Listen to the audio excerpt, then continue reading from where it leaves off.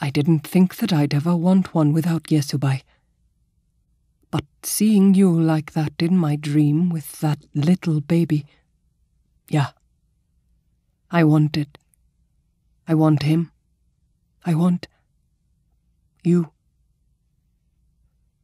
I saw him and I felt possessive and proud. I want the life that I saw in my dream more than just a little Kels. I thought you should know that. I mutely nodded and fidgeted while he watched me. He asked, "Is there anything you dreamed about that you'd like to share with me?" I shook my head and played with the hem of my fairy shirt. "No, not really." He grunted and walked ahead. A baby? I'd always wanted to be a mom and have a family, but I'd never imagined that I'd have 2 men, brothers nonetheless, vying for my attention. If Ren for some reason doesn't survive...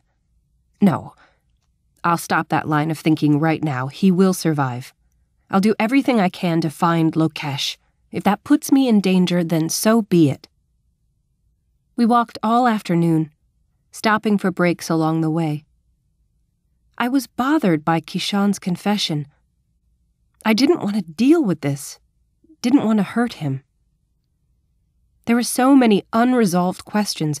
Words formed in my mind, but I couldn't seem to find the courage to broach the subject. This was bad. My heart screamed that it wanted Ren, but my mind reminded me that we didn't always get what we wanted. I wanted my parents back too, and that was impossible. My thoughts roiled like boiling water, but the ideas and thoughts burst into steamy nothingness when they reached the surface. We didn't talk much, except to say, "Look out for that log," or "Watch out for the puddle." Being with Kishan felt different now. Awkward. He seemed to expect something from me, something more than I could give him. He led us to a range of hills and made for a small cave at the base of one. When we arrived, I peered into its murky depth. Great. Another cave. I don't like caves. My experiences with them have not been good thus far. He replied, "It'll be okay. Trust me, Kels." "Whatever you say. Please, lead on." I heard a buzzing noise that grew louder the deeper we went. It was dark. I pulled out my flashlight and swung it around. Thin pillars of light broke through the soil above in several places. Spotlighting the rocks and ground, something brushed my face. Bees. The cave was full of bees. The walls were dripping with honeycomb. It was like we'd stepped into a giant beehive. In the middle of the cave, on a pedestal, sat a stone object with a hole on top that looked not unlike a beehive. The Umphalis stone! A bee crawled down the neck of my shirt and stung me. Ow! I smacked the insect with my hand. "Shh, Kels. Keep quiet. They'll bother us less if we move slowly and quietly and get done with what we came to do." "I'll try." Bees swarmed angrily around us. It took all my resolve not to bat them violently away from my body. Several had landed on my clothing, but it seemed the stingers couldn't penetrate the fairy cloth. I felt a sting on my wrist and pulled my hands into my long sleeves, holding the opening closed. I approached the stone and looked inside. "What do I do?" I asked. "Try using your power." Kishan had been stung several times on the face. In fact, his eyebrow was swelling.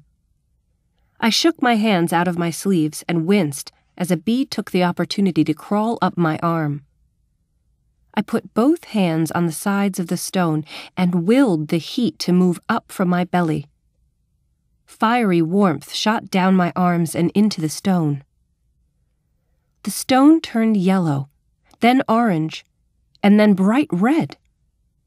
I heard a hissing sound from within and smelled gas fumes. As smoky gas began to fill the cave and the bees became sluggish, they plopped to the cave floor like fat gumdrops and slept. I think you might have to inhale the fumes, Kels, like those oracles Mr. Kadam talked about. Okay, here goes.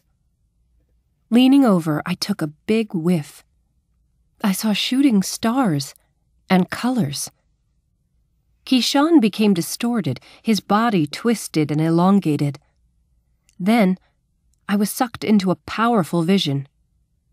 When I awoke, we were in the jungle again, and Keyshawn was dabbing my stings with a gooey substance the color of inchworms.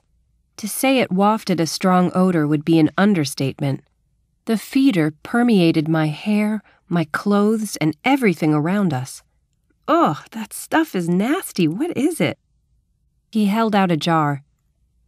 The Sylvani gave it to us when I told them we would be seeing lots of bees. They've never heard of bees that sting, but they use this salve on the trees to repair damage when a limb is blown off by the wind. They believed it would help. When did you tell them we'd be going to a bee cave? When you were changing. They said this bee cave was outside their realm. It smells awful. But how does it feel? It feels good, soothing and cool. Then I imagine you can tolerate the smell. I guess. Were you successful then? Did you see the tree? Yeah, I saw the tree and the 4 houses and something else too. What else? Like you said before, there's a snake in the garden. To be specific, it's a very large snake wrapped around the base of the tree, preventing anyone from accessing it. Is it a demon? I considered. No, it's just an exceptionally large snake with a job to do. I know how to get there. Follow me and we'll figure out what to do on the way. Right. Before we get underway, though, would you mind? He held out the salve, and I began smoothing the substance on his neck. He removed his shirt so I could reach the raised red stings on his upper chest and back. I quickly moved behind him to hide my red face. Though I tried not to linger, I couldn't help but notice his bronze skin was smooth and warm. When I circled around him, he swept his hair back away from his face so I could dab the green slime over his cheeks and forehead. There was a large sting near his upper lip. I touched it lightly. Does it hurt? My gaze moved from his lips up to his eyes. He was looking at me in a way that made me blush. Yes, he responded quietly. It was obvious to me that he was not talking about the sting, so I said nothing. I could feel the warmth of his gaze on my face as I quickly finished his lip and chin. I stepped away as soon as possible and put the top back on the jar, keeping my back to him as he put on his shirt. Let's get a move on then, shall we? I began walking, and he caught up, matching my pace. We hiked another hour or two and made camp as the sun went down. That night, Keyshawn wanted another story, so I told him one of the stories of Gilgamesh. Gilgamesh was a very clever man. So clever, in fact, that he found a way to sneak into the realm of the gods. He wore a disguise and pretended he was on an errand of great importance. Through cunning questioning, he discovered the hiding place of the Plant of Eternity. What is the Plant of Eternity? I'm not sure. It could have been tea leaves or something they put in their salad or food, or perhaps it was an herb, or maybe even a drug like opium. But the point is that he stole it. For 4 days and nights he ran without stopping to rest so that he could escape the wrath of the gods. When the gods found out the plant had been stolen, they were angry and announced that there would be a reward for anyone who could stop Gilgamesh. On the 5th evening, Gilgamesh was so tired he had to lie down to rest, even if it was to be for only a few moments.